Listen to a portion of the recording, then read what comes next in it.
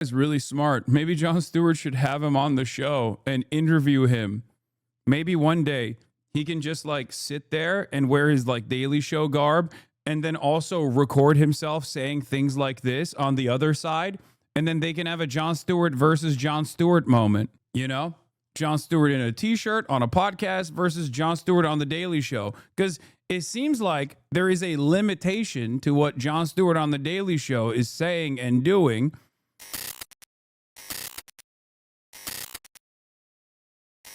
Anyway, let's take a look at Peter Beinart on Jon Stewart. This is yet another, this is like certainly an attitude change. Like you're experiencing it. You're seeing it.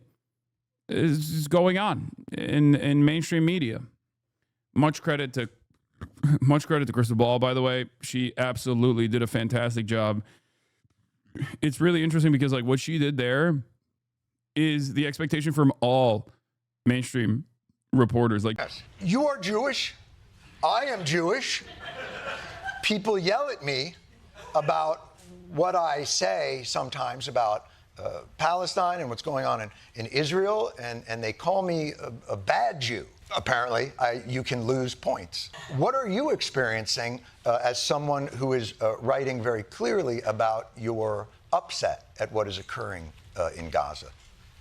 Well, I have lost, some pretty close friends over this, but I also don't worry about having to feed my kids. They're not starving. Right. They're not being, I have freedom. I really have an incredibly fortunate and blessed life. And even though, it's hard sometimes to have other Jews really not like me because Judaism is everything to me. It's at the center of my life.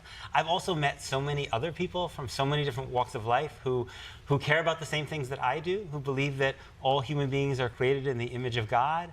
And I know a lot of people caricature a lot of these people who care about Palestinian rights and freedom as like being anti-Semitic. Mm-hmm. But to be honest, the vast, vast majority of people I meet, they strike me as like the kind of people who would have stuck up for us when we were in trouble. The kind of people who are willing to risk something because when they see people suffering and being abused, they act. And those are the people who I want to be around.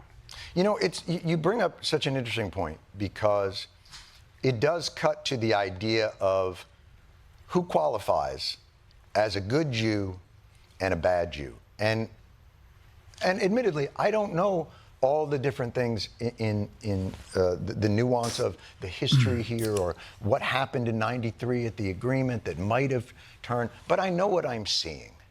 And I have a moral clarity about what I'm seeing. Jon Stewart on his show is nowhere near as aggro on the issue of Israel as he is when he's on his personal podcast, by the way. And what I'm seeing, I think, as someone who was raised in Judaism, that's what taught me that this is wrong. What I'm seeing happening in Gaza is... I saw this, but I was real mad about how Peter was still trying to blame Hamas for the problem. Yes. As I said already, that is the one bridge that people cannot cross. Okay? They cannot get themselves to cross that boundary to say that there is... Okay, what the... I effed again. We're back. That is the last boundary that people do not cross here. To understand why Palestinians resist. To understand why Hamas exists to begin with. Okay? My expectation from people, by the way, there is no, I can't fix the delay on this. There's no way to fix the delay here. There's nothing I can do. So you have to do it on your end. Here, spam one if you see this. Yeah, there is no delay anyway. I'm broadcasting directly to Twitch, so there's nothing I can do. But it seems like there's no delay regardless. Okay. Okay. So, as I was stating, the one last boundary that many people who are critics of Israel, has the mouth pain improved a little bit, but it's still pretty bad. But the last bridge that they cannot cross is an understanding of where Hamas and the rest of the Palestinian resistance is coming from.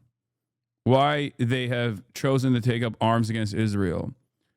For many people, they cannot let go of the notion that this is happening exclusively because of their unlimited hatred for Jews. Okay? That's it. They cannot They cannot see a world outside of that. This is a carefully concocted narrative that they always will lean on. Okay? It's inconsistent and it doesn't make any sense, but this interview is not for people like ourselves anyway. This interview is for your parents, okay? Wrong. You know, we learn in Judaism, it's funny. You know, you learn that you're the underdog. That's kind of the history. Right, right. You know, I always looked at the chosen people as kind of a wry. You know, when you read the history of the Jews, you're like, you're the chosen people. And you want to say to God, like, if you could choose someone else. But what happens when David becomes Goliath? Yeah. And the responsibility there, is that what troubles you? Yeah, I mean, our responsibility is to remember what was done to us, to remember what we would have wanted people around the world. I'm not saying that what's happening in Gaza is the equivalent of the Holocaust or anything like that, but what's happening in Gaza is bad. I'm saying that, and I think other people should. Especially Jews should say that, okay? It shouldn't be a Muslim person saying that. It should be a Jewish person saying that in a position of prominence. Some are. The reason why I say it's especially important for a Jewish person to say that is because, let's be real, no matter what I say, okay, no matter what I say, there are going to be people that go, your name is Hasan, shut up, you're biased. Okay, that's it. Yeah, it's not identical to Auschwitz. Of course it's not. But it shouldn't have to be. You can consider the ultimate goals of this to be identical to the Holocaust. Okay? Unfortunately, even Holocaust survivors aren't reputable voice on the matter to some Jews. It's just genocidal ideological call. Yeah, but that's not for the Jews. When I say, as a Jewish person, Peter Beinart has a lot of responsibility here, or Jon Stewart has a lot of responsibility here, I'm not talking about how they can convince other Jews. I don't care. I don't care what if you're Jewish and you grew up with like Jewish exceptionalism and Jewish supremacist attitudes, and you believe that Israel is the most moral nation on the planet, and 22 months in you just cannot comprehend how this is identical to like Nazi politics and the Nazis at this point. I don't care about convincing you. The reality of the matter is, Jews are not monolithic. There's not that many Jewish Zionists out there to begin with, especially in comparison to non-Jews in the United States of America. Okay? It's marginal. Who cares? Okay, you don't believe it. Sucks to suck. I say this when I say a Jewish person is supposed to be the person speaking to the rest of America on this issue. What I'm talking about is the Brad Lander strategy. Okay, for many Americans who are not Jewish, when they hear a Jewish person say this shit, it has more impact. Okay, it has a lot more impact. It's just the truth. I'm saying this as a Muslim guy. I'm white, but clearly on this issue, people don't perceive me in that way. That's it. Some people do. Some people are open-minded. There are many of you in this community, obviously. Almost all of you are. Have been convinced by someone like myself because of the atrocities and how unavoidable they are. But if there are still people who are hanging on, they need to hear it from a Jewish guy to be like, nah, dude, this stuff is ridiculous. Enough. It may be a slow-mo. You know, I saw an article in the Times, Brett Stevens, I think, and his argument was this can't be a genocide because Israel's so strong they could kill them much quicker. Right. And I thought, well, that's the most cynical description of a military siege and a purposeful starvation that I've ever seen in my life. Right. I mean, even Israel's leading human rights organization, B'Tselem, has just come out with a report saying they believe this is genocide. So it seems to me, if we want to remember our history, if we want to honor those in our own families and of our people who were slaughtered and who were starved to death while nobody in the world cared, our obligation is to care. Our obligation is to risk something. Listen, man, this has rocked my, I feel like a crazy person. I feel like I'm watching something that is so self-evidently inhumane and horrific. And to be told that I have to shut up because I risk the Jewish state by speaking out? I would say the opposite. I think not. I think they're putting the likelihood of a surviving Jewish state much more at risk with this type of action. I don't care about the likelihood of a surviving Jewish state. Like, that's the other thing, which is like, once again, it's really interesting because I've heard, this is why I said Jon Stewart has a very different approach on his show versus on his podcast. I've heard him in his own words be like, why should there be a Jewish state? That's why I'm saying it's like weird. It's like weird how he portrays himself on his show versus what his actual opinions are. His actual opinion is, why should there be a Jewish state? What are we talking about? It makes no sense. But when he's on television, when he's on a show, he's like, oh, well, this is actually hurting the likelihood of a Jewish state continuing, you know? They're the ones that are being if you want to define Netanyahu, with the definition of anti-Semitism, would probably have to bomb himself. I mean, you know, yeah. Martin Luther King said that white and black Americans were bound up in a single garment of destiny, right? Palestinians and Israeli Jews, and in some ways Jews around the world, we're bound up in a single garment of destiny. If we want Israeli Jews to be safe, and I care passionately about the safety of Israeli Jews, in the long term, Israeli Jews are only going to be safe if Palestinians are going to be safe. And Palestinians can't be safe unless they're free. If they're under oppression, if they live under conditions that even Israel's own human rights organizations called apartheid, they are suffering radical amounts of violence all the time, even before October 7th. Mm-hmm. Do we think, when we think about all these kids in Gaza who are watching their parents starving to death, who are watching dozens of their family members being killed, is that good for Israel? Is that good for Israeli Jews in the long term? How you treat people has an impact on how they treat you, right? And if you want Israeli Jews to be safe, Palestinians also have to be safe. How does and look, listen, this is a tough conversation because we are two people that I think. I get why chatters were mad about this interview. I think it's like, I mean, Peter Beinart's been at this game for a long ass time, man. You know where you should be at this point in time.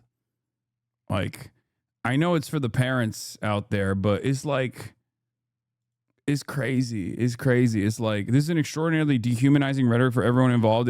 It posits that American Jewish people are such selfish idiots that they can only oppose a if they're also personally obliquely at risk of losing their favorite colonial project. Every time any of these people have space to actually talk about Palestinians or Gaza, all they talk about is how difficult it is for them to talk about it. It's such a colossal waste of time. Selfishness disguised as selflessness. I think this is going beyond playing it safe. Straight up. I think should be more honest about his position. I've heard him say it. I've heard him say it on podcasts, on his own podcast. I've heard him say it talking to, what's his face? Trevor Noah. He shouldn't do this like fake liberal Zionist squishy posture. Here, yeah, versus what Jon Stewart has said on podcast. Let's take a look. This is exactly the video I was thinking of. Here. By the way, we'll get into that later. The Jewish diaspora thing. I've been really considering this in my head. It's something we can talk about later. Oh, we should definitely talk about it. All right. You want to talk about it now? We'll talk about it right now. All right, let's talk about it right now.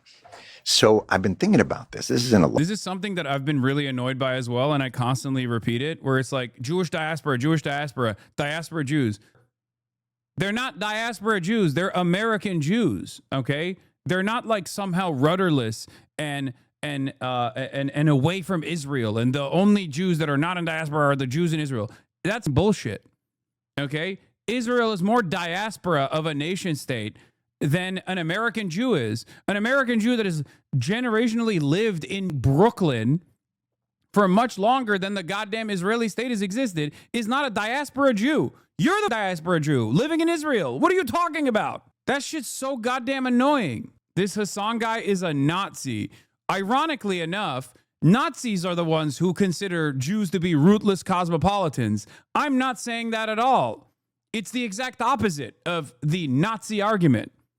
You moron. Anyway, here's Jon Stewart's position. Larger context of good Jew, bad Jew, right? So I'm clearly not religious. Okay. I'm not sure you fully understand this. The idea of the Jewish diaspora goes way back before Zionism even existed. It's just about how often Jews have been persecuted in different countries. I know that. I understand that. Israel is using it literally to its advantage. Israel has taken over the anti-Semitic trope of Jews being rootless cosmopolitans that are simply outsiders destroying countries from within, and turned it into an argument in defense of Israel, saying, no, you're right. All Jews living all around the world are, as a matter of fact, rootless cosmopolitans that only can exist in Israel. That's the argument. That's what's so frustrating about it. I sometimes admire people of faith, but I can't get there. Like, I know it's sort of like faking orgasms for me. Like, there's a certain, like, yeah, like, and I'll do the people will say, like, oh, bow your head in prayer. And I'll be like, and then we'll do a moment of silence. But in the silence, I'm really like, I wonder, is anybody, oh, look at that dude over there. I'm not really silent. So I don't get it, but the concept of Jewish diaspora in the contemporary context is directly linked to nationalism and the nation state, not that persecution. Exactly. But it ties back to the historical persecution, because every aspect of the national mythos of Israel as a nation state revolves around real persecution being directly tied back to why Jews have to love Israel and defend Israel unconditionally. am Jewish. Like, it just is. It is what it is. And it's born of that. That's my family. They were Jewish. Their parents were Jewish, whatever it was. But this idea somehow, and it ties. This is the first time my opinion on Israel has diverged from yours. I think people use a similar logic to argue against the right of return from Palestinians. I'd rather have a one state, have a special obligation to both Jewish and Palestinian diasporas than neither. I don't care that there are Jews living in what is now known as Israel. I don't have an issue with this. What I have an issue with is how that existence has come about and how there is continued bloodshed. Okay? That continued bloodshed can only exist if there is a obvious reason that the Israeli government openly states they have, which is to design an ethnostate, a Jewish ethnostate, a Jewish supremacist ethnostate. And the only way that you can create a Jewish supremacist ethnostate is by carefully and deliberately ethnically cleansing everyone who is not Jewish from said Jewish ethnostate. That is how this reality has unfolded. That's what you've seen in the past 22 months. Like, I doubt a Moroccan Jew who lived there for, 800 years consider themselves in diaspora. Lamau, they're just Moroccan at that point. Exactly. It's like Iranian Jews. There are Jews in Iran. Are they diaspora Jews? American Jews. Are they diaspora Jews? They're not. They're American Jews. They're not living in diaspora. They're living in their country that they've lived in for generations. What are we talking about?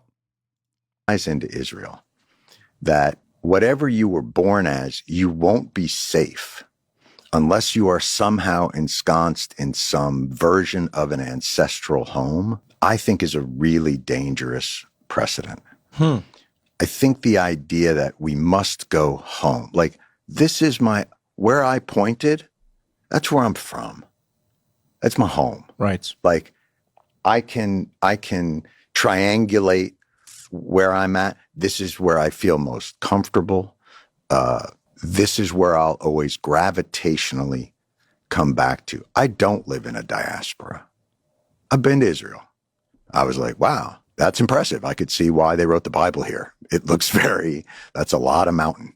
That's a lot of desert. But I reject the idea somehow that communities of people aren't whole unless they are able to repopulate some ancient version of where they believe is their source.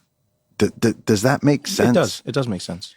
And I don't know if that's applicable to the African diaspora, but for me, I think it's a dangerous precedent to tell people that they will never be safe. Wow, this guy's really smart. Maybe Jon Stewart should have him on the show and interview him.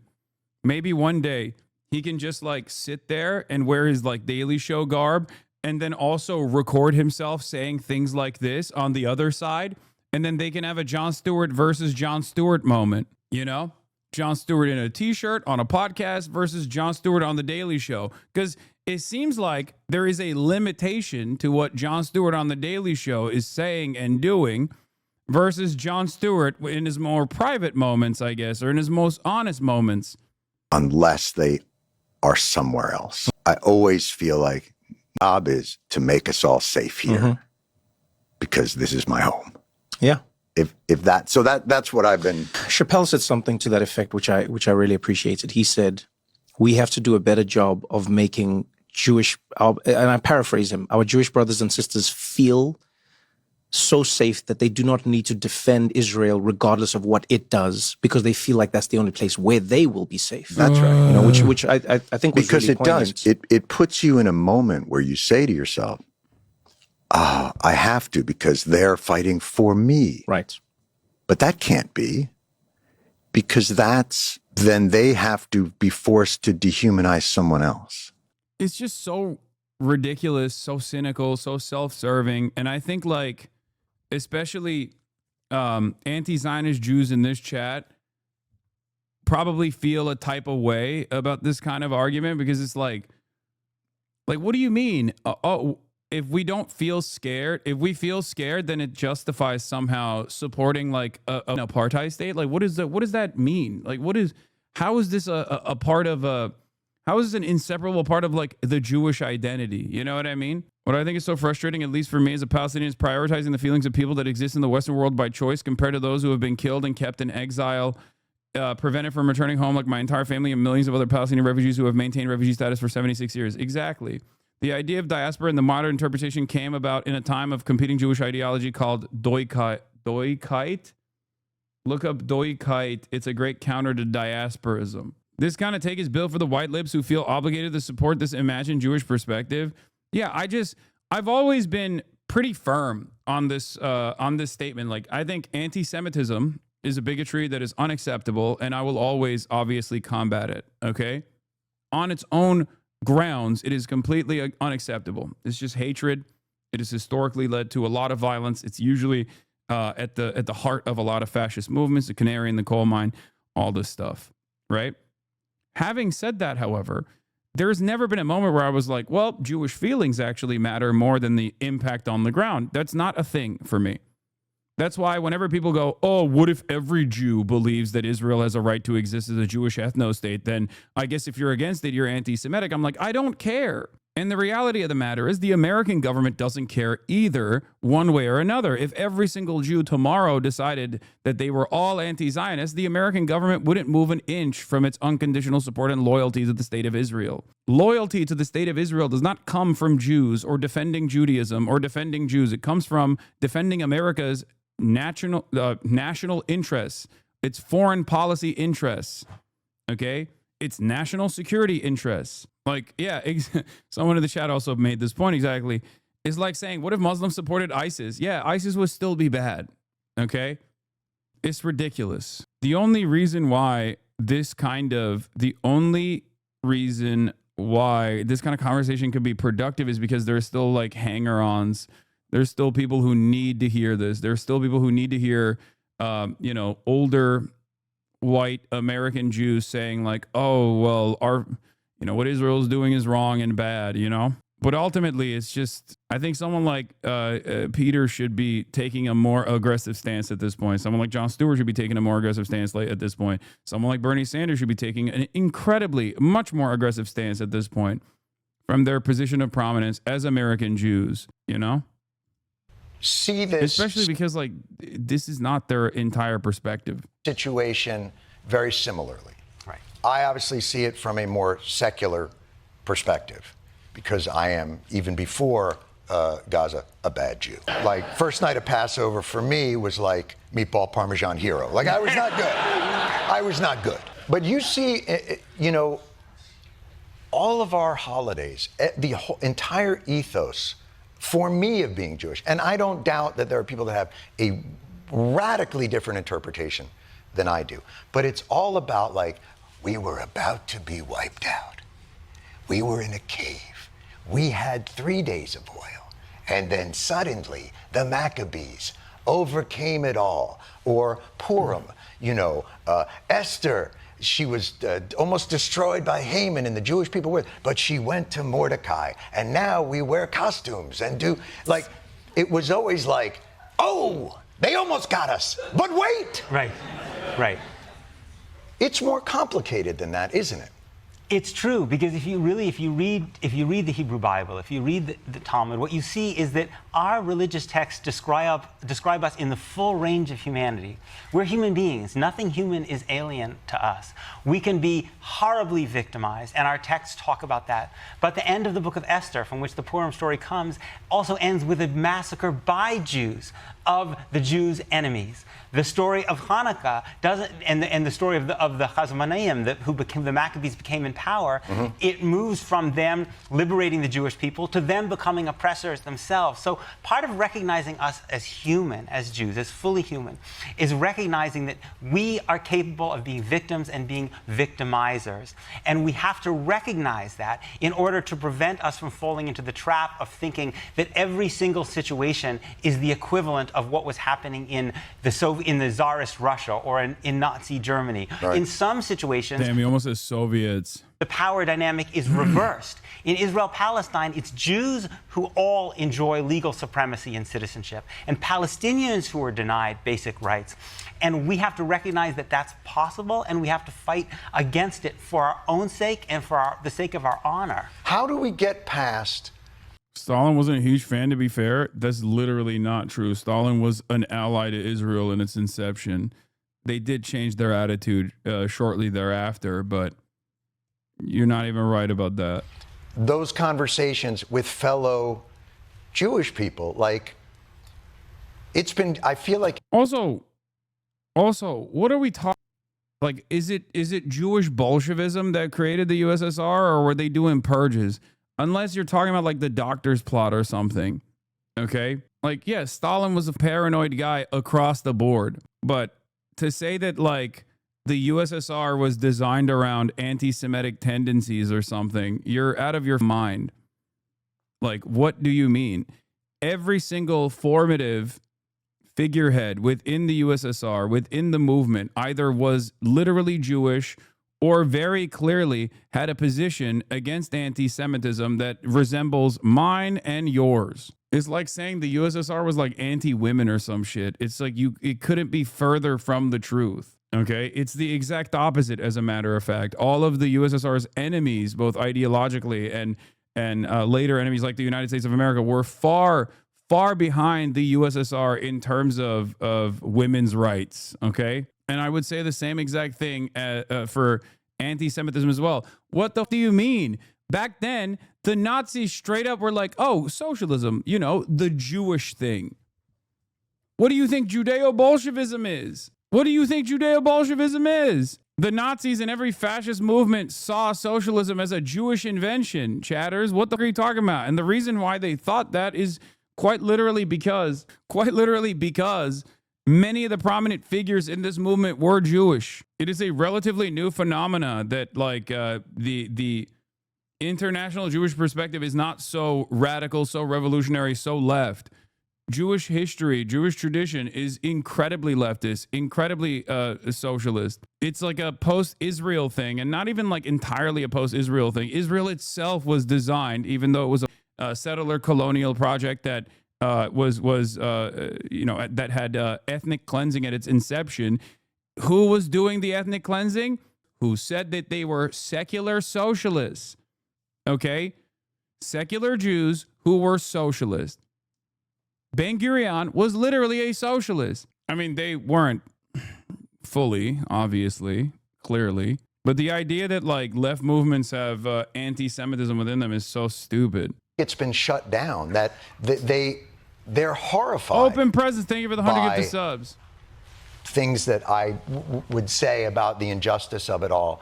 And I feel like I don't know how to talk to even friends of mine that have gone there. And I imagine they feel the same way about me. But there's an urgency about it now because, like, right now in this situation, we can't be like, but Jews are not getting along with other Jews. Like, that's not the important thing right now. Like, how is the world not stepping in and stopping this atrocity? I don't understand this in any way, shape, or form. I mean, it's boggling my mind. It's worse than just not stepping in. It's our weapons that are enforcing this siege, that is enforcing this mass starvation. In November of 2024, something like 8 months ago, the International Criminal Court issued a warrant for the arrest of Benjamin Netanyahu for the war crime of starvation. right? 8 months ago. 8 months ago. And the United States responded by trashing the International Criminal Court, even under Biden, and then under Trump imposing sanctions on the International Criminal Court. And so the message to Israel was very clear. You can get away with worse. And so then for almost 3 months early this year, Israel cut off all food, all medicine, all water into the Gaza Strip. It's a siege. It's a military siege. Yes, that we are deeply complicit in. It could not happen without us.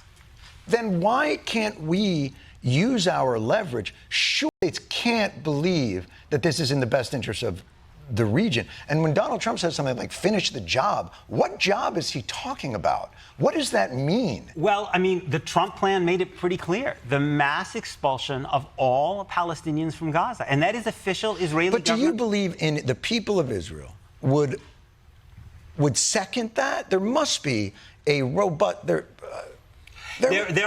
are many Israelis who are appalled by this, absolutely. But the problem is, when a leader like Netanyahu can get away with this again and again and again, it actually makes him stronger. The way to weaken Netanyahu at home would be to show Israelis that when Netanyahu does these brutal things to the Palestinians, that there are consequences. Not consequences in human lives. I don't want an Israeli to die. But there have to be some consequences so Israelis see that this is not good for them. But it feels like they are not capable of being the arbiters of this dispute. It feels like the occupying power is not allowed to dictate the terms of freedom for the people they occupy. That seems inherently illegal. Yes. I don't understand how the world doesn't step in and separate these two factions. It's not. I don't even want to call it a war. It's a guerrilla operation facing an actual army with planes and bombs. Right. And to be clear, I know you agree. What Hamas did on October 7th was despicable. These were war crimes. But the thing we have to ask ourselves is, how does Israel react? How do America react when Palestinians fight for their freedom in an ethical way, in a way that respects the lives of Israelis? In 2018, there was a mass march, overwhelmingly nonviolent, in Gaza. Palestinians did exactly what we wanted them to do. They behaved like Gandhis. And did people applaud? No, Israel put sharpshooters with American weapons on the fence and shot thousands of people, so many people that the Gaza had to start an amputee soccer team after that. When they do nonviolent boycotts, we criminalize the boycotts. When they go to the International Criminal Court, we sanction the International Criminal Court. We essentially send the message to Palestinians that nonviolent protest, that ethical protest, resistance doesn't work. And that makes it easier for Hamas to commit the crimes that they did on October 7th. Oh, my God. Yeah, dude. This is what I mean. It's like the extent of it is just like, oh, they're doing the appropriate ways of resisting. It makes it seem as though Hamas is like Hamas is born out of like an evil need and not like the only possible reaction that is left after everything else is shut off. Even though he's basically saying something along those lines, like that's what he should say. What he should say is like, what is the expectation here? Of course they're supposed to. Of course they're going to resist in the way that they are. He said exactly that. No, he's making it seem as though it's like these guys. National Criminal Court. No, dude. His argument basically revolves around Hamas being like a separate evil entity in and of itself. Okay? This is incorrect. Hamas is not an alien institution. It's not a separate entity. Okay? It's not. He makes it seem as though Hamas has like a indecent purpose and not one that is emancipatory. Even if the goals or even if the methods themselves are understandably terrifying for people like people who are living in Israel, people who are living in the Western world. 2018, there was a mass attack. 7th was despicable. These were let's do it again. For the people, they is not allowed to dictate the terms of freedom for the people they occupy. That seems inherently illegal. Yes. I don't understand how the world doesn't step in and separate these two factions. It's not. I don't even want to call it a war. It's a guerrilla operation facing an actual army with planes and bombs. Right. And to be clear, I know you agree. What Hamas did on October 7th was despicable. These were war crimes. But the thing we have to ask ourselves is, how does Israel react? How do America react when Palestinians fight for their freedom in an ethical way, in a way that respects the lives of Israelis? In 2018, there was a mass march, overwhelmingly nonviolent, in Gaza. Palestinians did exactly what we wanted them to do. They behaved like Gandhis. And did people applaud? No, Israel put sharpshooters with American weapons on the fence and shot thousands of people, so many people that the Gaza had to start an amputee soccer team after that. When they do nonviolent boycotts, we criminalize the boycotts. When they go to the International Criminal Court, we sanction the International Criminal Court. We essentially send the message to Palestinians that nonviolent protest, that ethical protest, resistance doesn't work. And that makes it easier for Hamas to commit the crimes that they did on. That's what I mean. Like, do you understand? Do you hear what he's saying? The correct interpretation here is Palestinians have no option but to resist militarily when all of the other non-militant options are met with military resistance. There's no difference between, like, armed resistance is unethical, is not appropriate. It's literally wrong. It's morally wrong. It's wrong from an international humanitarian law perspective.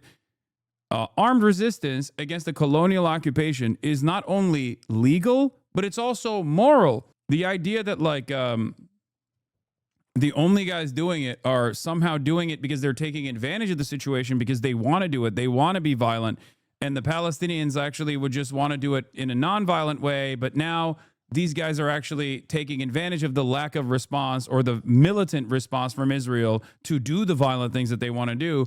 Makes it seem as though the formation of Hamas is simply built around this violent desire to kill Jews.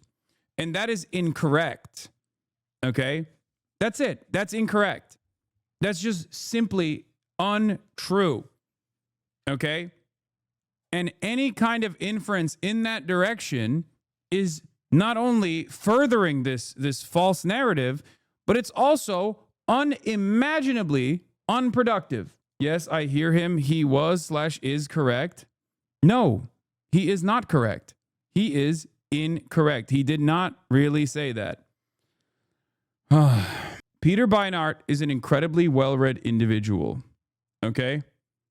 He is an incredibly well-read individual. This is unacceptable. You know, it's a situation, and look, and I know what the pushback is. Like, Israel ceases to exist if this doesn't occur. But I remember, look, I was raised in the story of Israel being necessary for the safety of Jews, which, by the way, if that's the case, we have a much bigger problem in this world than anything else. The idea that a people have to have an armed fortress of a homeland just to be safe living in this world is an absolute failure of humanity in the first place.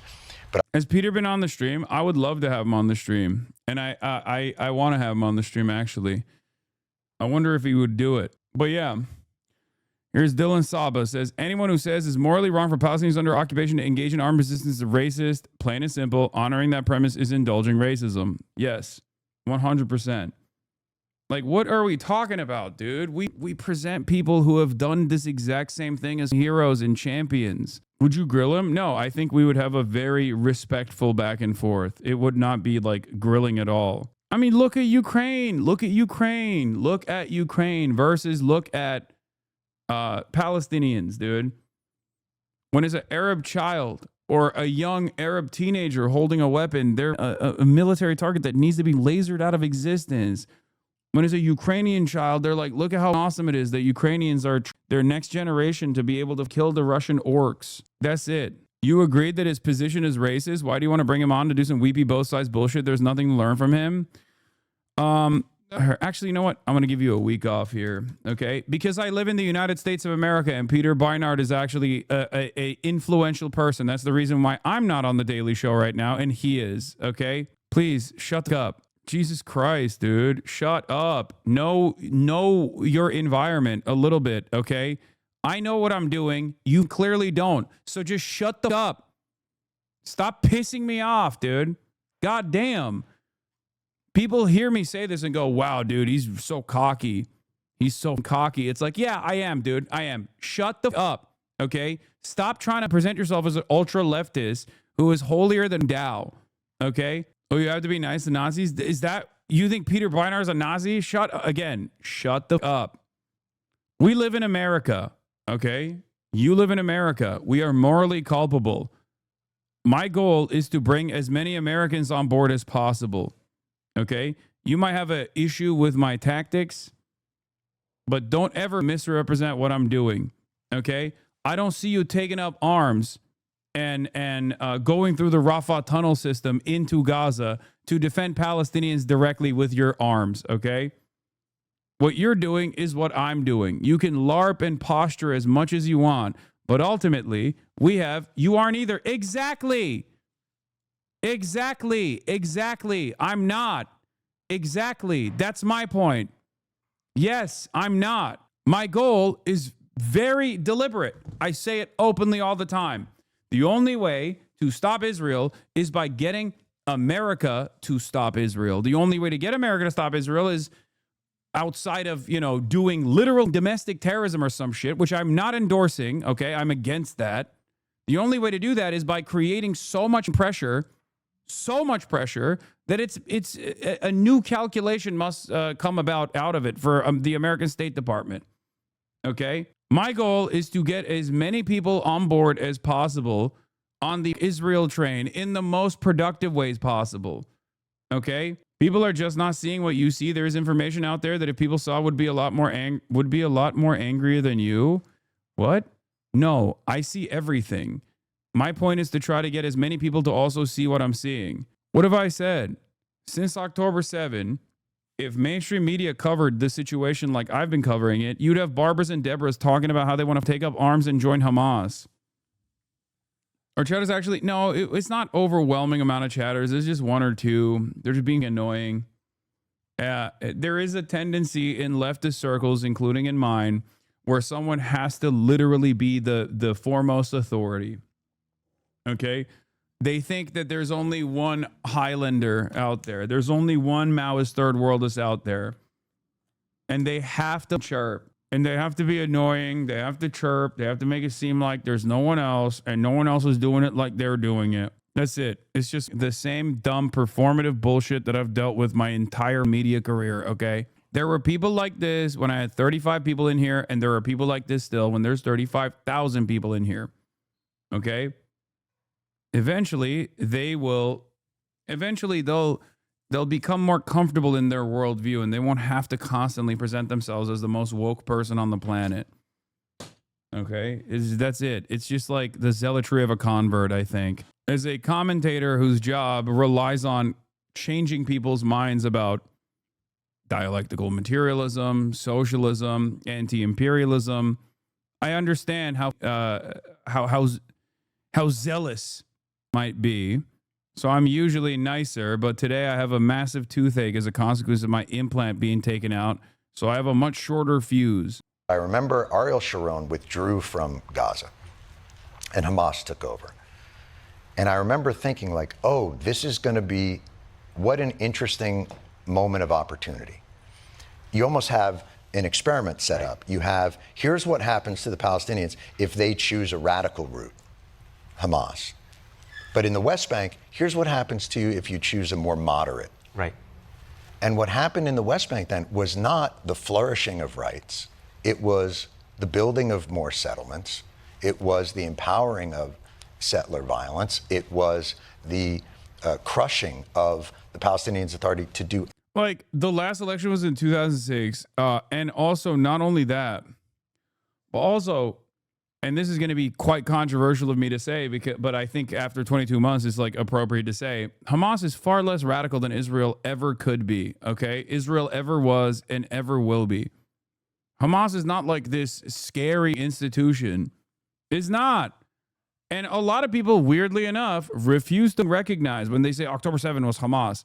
No, it wasn't. It was the entirety of the Palestinian resistance. Okay. Just understand that. They were directed by the Al-Qassam, the Hamas militant wing.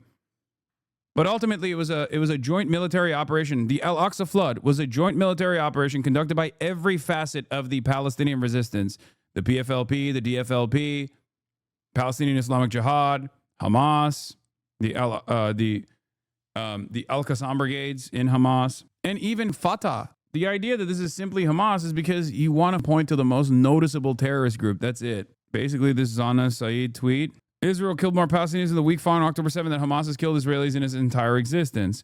Grok, can you confirm the inaccuracy of this claim? The claim is accurate. Per the Gaza Health Ministry reports verified by UN sources, 2,000 Palestinians were killed in Gaza October 8th to 14th, 2023. Total Israelis killed by Hamas since 1987 is 1,700 per analyses from B'Tselem, OCHA, and other data compilations. What are you talking about? You're missing all the killing from the intifadas. There's been terror attack day in, day out. Why aren't you including any of the terror attacks over the years? The 1,700 figure, this guy's an idiot, okay? Because Hamas and its like terror attacks in the second intifada were still marginal in comparison to whatever Israel does in any of its sieges on the Palestinian population. He can't comprehend that. The 1,700 figure includes all Hamas attributed killings since 1987, encompassing intifadas, suicide bombings, rocket attacks, and other terror incidents, per B'Tselem and OCHA data. It excludes acts by other groups. The first week, Gaza told 2,000 exceeds that total. How many people died by terror attacks each year in Israel, he asks. I mean, he's obviously brain dead. Who the fuck would argue with the AI? Oh man. Well, this AI is not giving me the fake information that I thought it would give me. Will he actually turn around and reconsider his stances, or will he double down? Of course he will double down. Don't be ridiculous. I know that that's the answer. Is the KFC double down? Thoughts on the I've had it ladies? They're radicalizing my mom. They're amazing. I love them. My friend said Israel's killed more journalists than any recorded conflict in history combined. There's no way that's true. I think it is.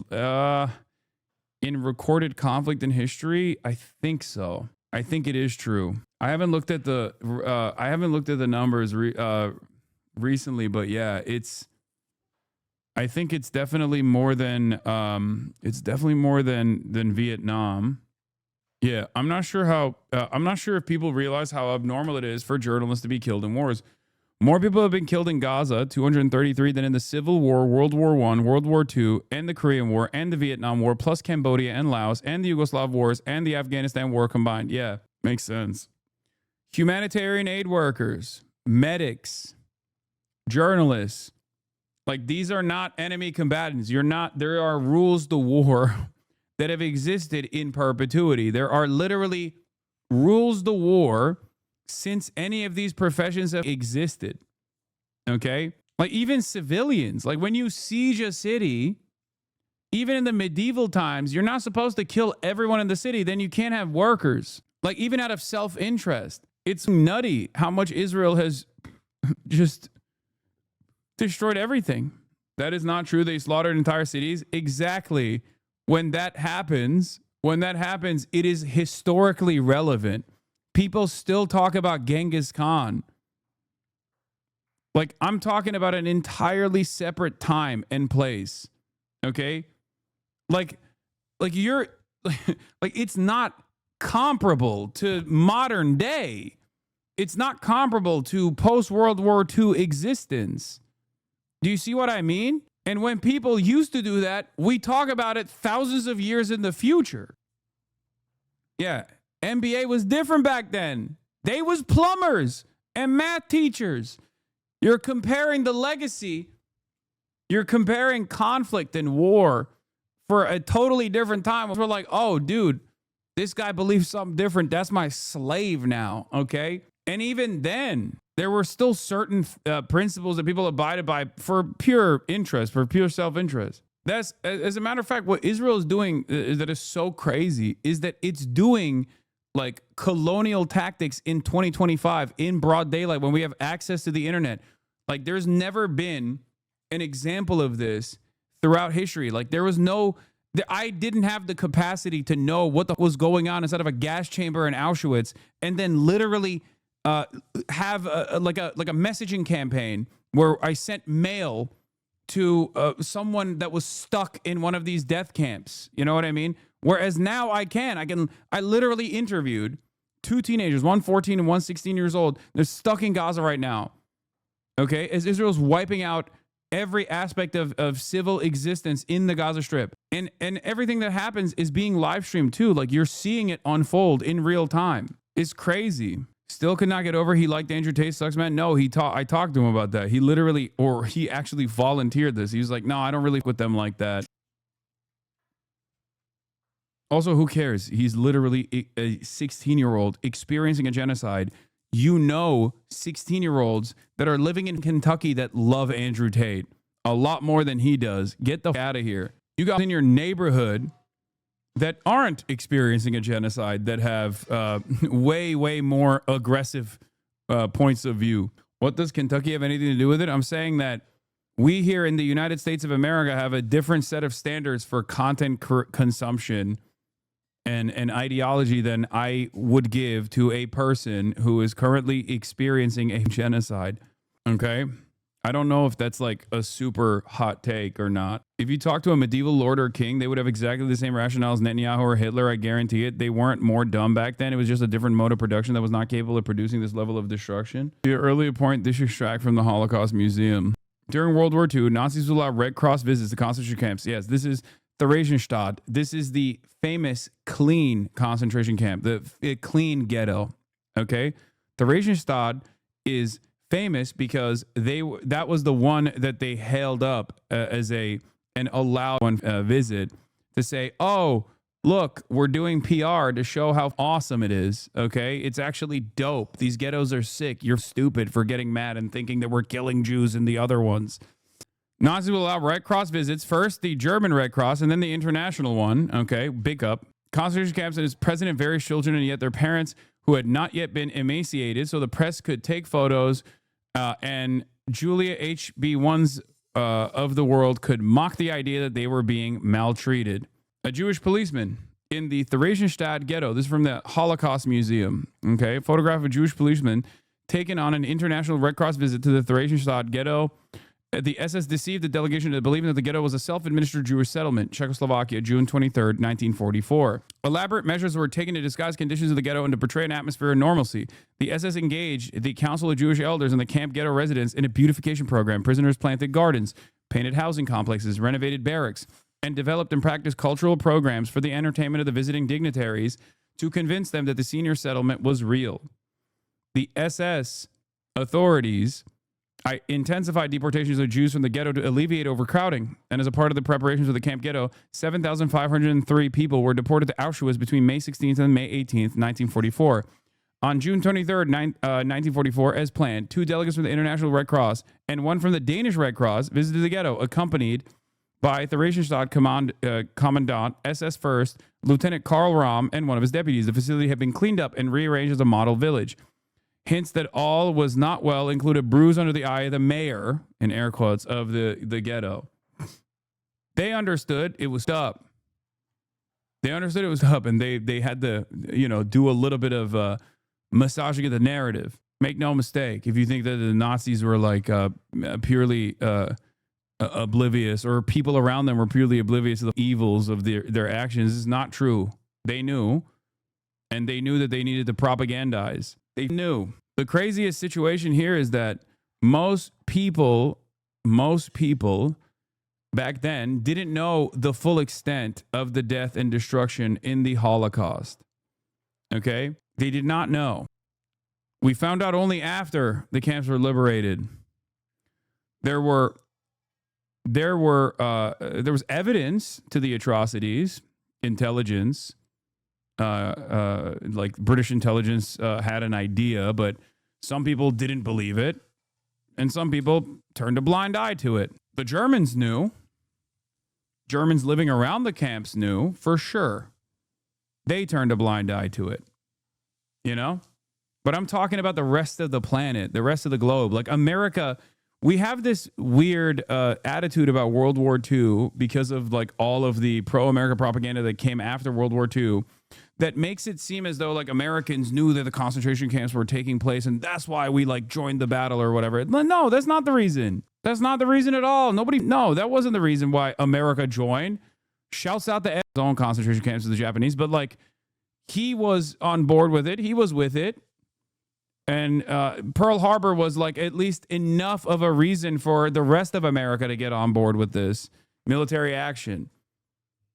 But in the absence of Pearl Harbor, which was only triggered by America's, where FDR's push to deny oil and petrol to the Japanese for harming our colonial endeavors in the region, in the Pacific campaign. This would not have, the Americans were not on board with getting involved in World War II at all. Didn't America have a pro-Nazi movement before Pearl Harbor? Yes, of course. Where do you, the Madison Square Garden Nazi rally comes to mind. Anyway, yeah. The German-American Bund was making major pushes. Germany itself, just like Israel, Germany itself literally was trying to do remigration of German Americans back to the fatherland. And some American Germans actually did take that offer up because what Israel's ambitions are identical to the Nazi German ambitions, creating living space, additional living space for the German race. Yeah, watch Band of Brothers. It's great. It describes everything top to bottom. It's so perfect. And it's also very entertaining to watch as well. It's a great TV series. One of the best TV series of all time. Sometimes I have to, balance it out though, because you become too pro-America all of a sudden, Yeah, here's the Nazi scene.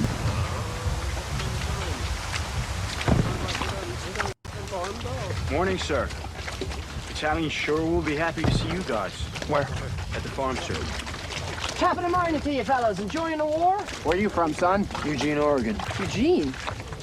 You gotta be kidding me. Papa, did you hear this? I'm from Astoria. You don't say. Yeah. Orange Street. What gives? What are you doing in a Kraut uniform? Volksdeutsche. Come again? My family answered the call. All true Aryans should return to the fatherland. Join up in 41. You're shitting me, right? Hey, Malachi! Stop fraternizing with the enemy! Get over here! What got you to Eugene? I was born in Eugene. Yeah. Anyway, he gets a different fate. They lived in the same town in real life, but the writers toned it down because they thought that would be unbelievable. Yeah. Happens next will shock you. Yeah. The scene you can't see with the end of this scene is a very famous part of the. Just go watch it. Okay. It's great. It's so sick. High key cringe behavior. Not going to lie.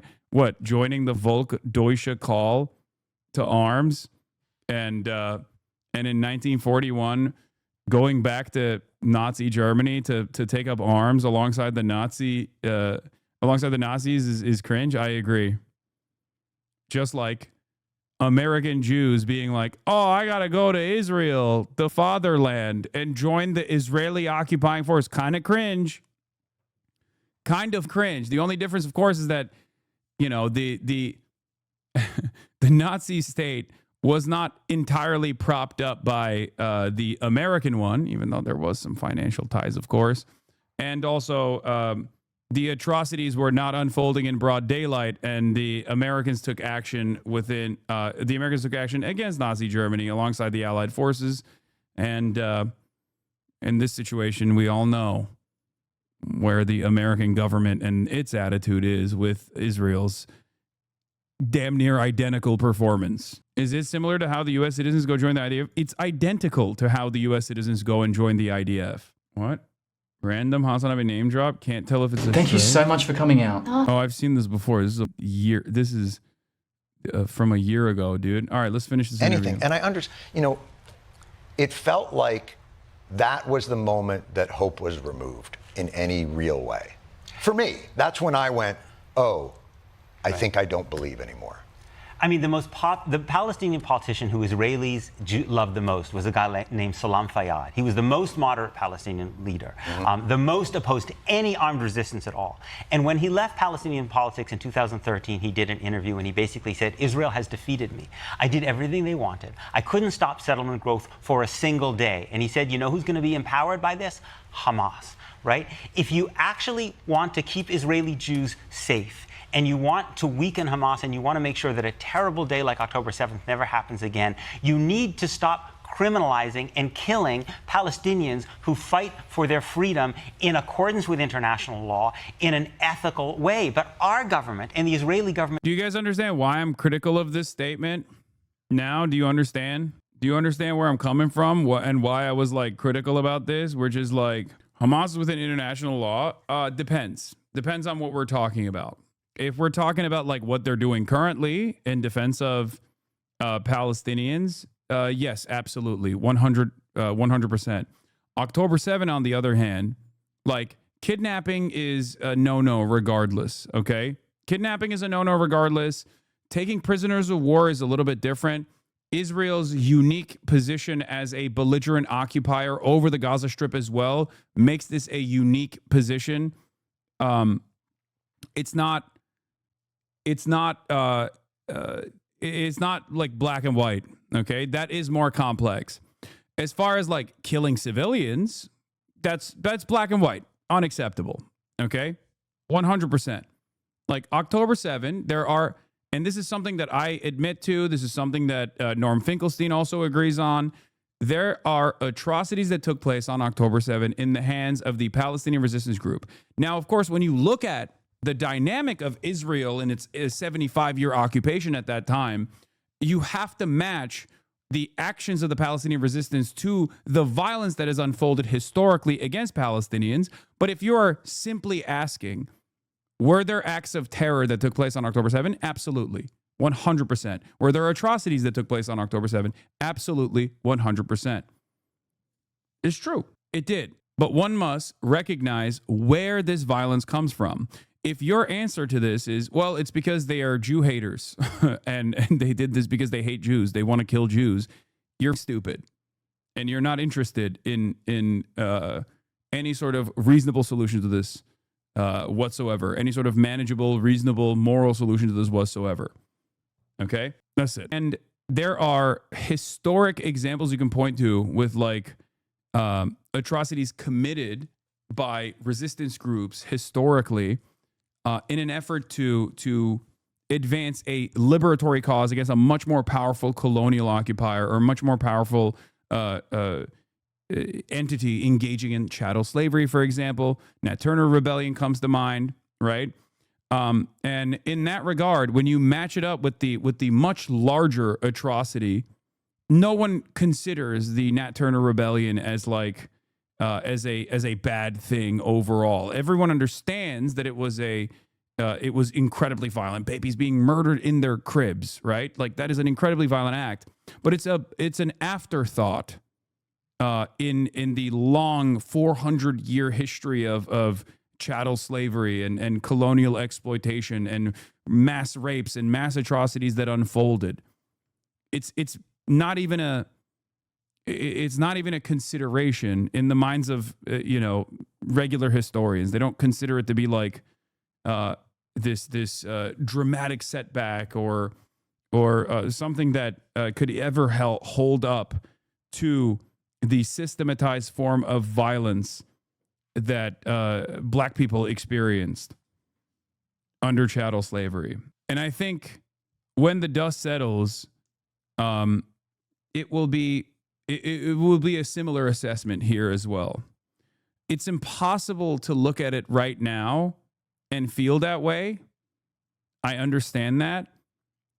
But think about your opinion of Palestinian liberation and the Palestinian emancipatory movement now as opposed to in the month of October in 2023. Think about how much your position has changed. If in such a short period of time your position can make a dramatic reversal, as many of yours has, I think when, 10 years down the line, 20 years down the line, 30 years down the line, depending on how history has unfolded, you will look at it very differently. I mean, even the very fact that this interview is taking place in mainstream media is a yet another glaringly obvious example that the tide has shifted so dramatically.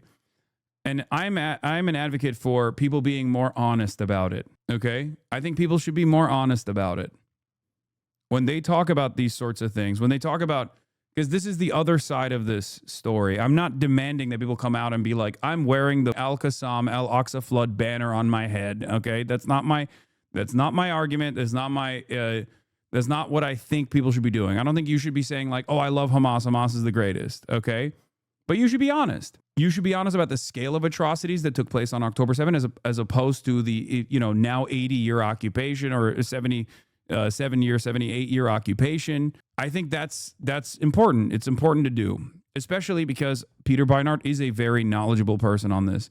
That's why. Oh shit! Little F happened or is happening currently. Hold on. Another. Okay, we're back. All right. Anyway, my point is, someone like Peter Beinart is supposed to be on the cutting edge of this kind of commentary, and therefore there's no room for being like Hamas is a evil group that is just simply operating on evil. You can say Hamas has committed atrocities, is true, or the Palestinian resistance has committed atrocities on October 7th, is true. There are atrocities that took place on October 7th. Okay, well that is true. It's still all but a mere blip in the 80-year occupation of Israel against the Palestinians. Do exactly the opposite. How, Peter? It's to me like I can. If there's a Jewish He never people said they were evil. No, he did. Who are conservative, or thinking a different way out there, who are right now boiling with rage at us, and I truly do want to understand. Right. Like, is it that they think their existence and the existence of Israel is fragile to the point where that disagreement puts them? Like, I don't think Palestinian sovereignty should be met up with like the argument that I always don't like is like the argument that says Palestinian sovereignty is necessary for Israel's security. Okay? Like, if Israelis want security in the Jewish homeland, in the Jewish state, then they have to allow Palestinian sovereignty to exist, is not the appropriate argument, is not the right argument. Like, this should not be met up against it's a false dichotomy, okay? Like, you shouldn't want Palestinians to have sovereignty because you're terrified that they're going to otherwise come and kill you, okay? You should want Palestinians to have sovereignty for Palestinian dignity, for Palestinian humanity on its own. It's still offering credence to this underlying premise in this conversation that Palestinians are not human and that they're just like they're going to just be angry all the time and then, do violent stuff if we just don't like give them a state. Because who you're making that argument towards is the people that care about like Israeli security, Israeli safety, Israel being a Jewish state, a Jewish ethnostate. And those don't care. They don't care. You're not going to be able to convince them logically. You just have to avoid talking to them altogether and apply pressure to more appropriate avenues. You know what I mean? At risk, or that we're not understanding just how hard they've bent over backwards to make this work? Because that's the part that I don't see. Like, well, we gave the Palestinians every chance and they didn't take it, so now we get to do whatever we want. Right. Like, I mean, what I would say to those people who are living in the United States. Jon Stewart's response to this is the actual response to that argument, the Israeli safety and security argument. If Israel's safety and security is the primary focus here, then okay, the other side of that spectrum is genocide. And that is literally the argument that Israeli society is broadly grabbed onto. Okay? States is like, what are we basing our safety on? The safety of our children. We're basing our safety on the idea of equality under the law. The idea of a government that treats people equally, irrespective of their religion or ethnicity or race. That's what most Americans believe keep us safe. So why would we not believe it was right for Jews in Israel as well? When you treat people equally submit one group of people to brutal racism and oppression, everybody is safer because everyone can participate in government. And I don't understand why it is that some American Jews think that equality under the law is right for us, but wrong in Israel and Palestine. They would say that they have. Okay, he comes back to a really good point, though. This is, hold up, he's cooking. Hold up, his writing was this fire. He's right. This is the primary. This is the reason why I said Peter Beinart is good. I just wish he would be like more aggressive in his stance in terms of just like not even letting any sort of counter to that, to this position, which is that, you know, it's just, they're human beings. They're human beings that understandably want dignity, understandably want sovereignty, and because of that reason, Israel has to give this to them. And Israel has refused to give this to these people. Israel has dominated their lives every single day for the past 80 plus years at this point. It's completely unacceptable. And of course, people are going to be resentful and angry and react in a way that is expected. Because what would you do in that situation? A question that many Israeli officials themselves have actually asked themselves and answered by saying they would join Hamas or whatever terrorist group, in air quotes, whatever terrorist group exists. They would say that they haven't. I've heard them say it. They've said it to me. They've said to me, you don't understand Arab Israelis, they're doctors. I know, right. But this is why we need to listen to Palestinians. Right. This is why it's such a problem that Palestinians are so rarely on the mainstream media. It's why it's a problem in our community that Palestinians are not invited to speak in synagogues, that kids aren't given books by Palestinians in Jewish schools and Jewish camps. Because when you listen to Palestinians, you stop just talking always about Palestinians and telling them, and listen to Palestinians talk about their own lives, you realize how brutal the experience has been, and you also begin to understand how dehumanizing the discourse of always talking about them without listening to them. Have you ever been able to broach this with someone who believes as vehemently on the other side as Jewish? Have you ever found a way in that allowed you to fully explain the passion that you feel for this and why you think it's so devastating? And have you had them hear you with not necessarily changing of the mind, but with a grace that doesn't accuse you somehow of undercutting the entirety of our people? I would say the thing that I've seen has the biggest impact on people is not anything that I say. It's actually going and seeing for themselves.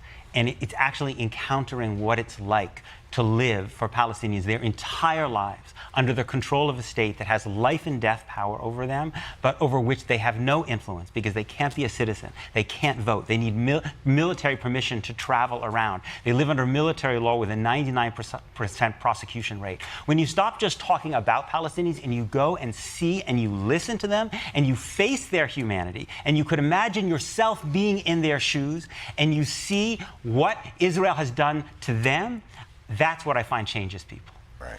Well, Peter, I tell you this. I think he's talking from his own personal experience too, for the record. Like, so record rate of extermination is ongoing as an inevitable result of this Bibi's last act. Imagine revenge on Palestinians is scarily horrific. At the end of the day, Hamas is lit in the Western sense. It was not an option afforded to them by the U.S. or Israel. So are they evil? No, they simply just are.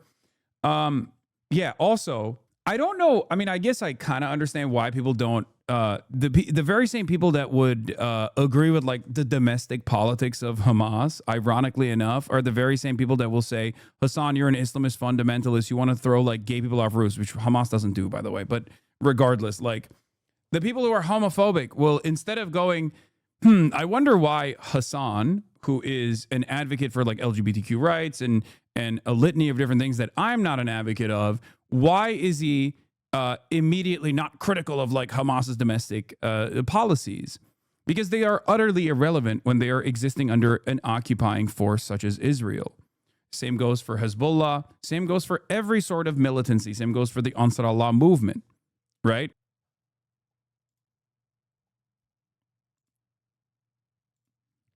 It's just completely irrelevant in the hierarchy of need for Palestinian existence or for the existence of anyone in the region that unfortunately happens to be Israel's neighbor. They have not had the time to just like sit around and be like, let's have our own civil rights movement. And the irony, of course, is that there were plenty of secular, socialist, Christian, Muslim advocates that were Western facing within the history of Palestinian liberation, within the history of Palestinian resistance. Israel killed all of them. And they didn't, they killed them all. They killed them all aggressively in the same exact way that they're killing everyone right now. That's it. It's not, it's utterly irrelevant to the conversation. Israel did not kill Hasan Nasrallah because of his opinions on gay people. Israel killed him because of his opinion on Israeli imperialism, his opinion on Israel playing a formative role in America's imperialism. That's it. So I think this is a ultimately productive conversation, and it's clearly getting a lot of play. But look, maybe one day networks will interview Palestinians about Gaza.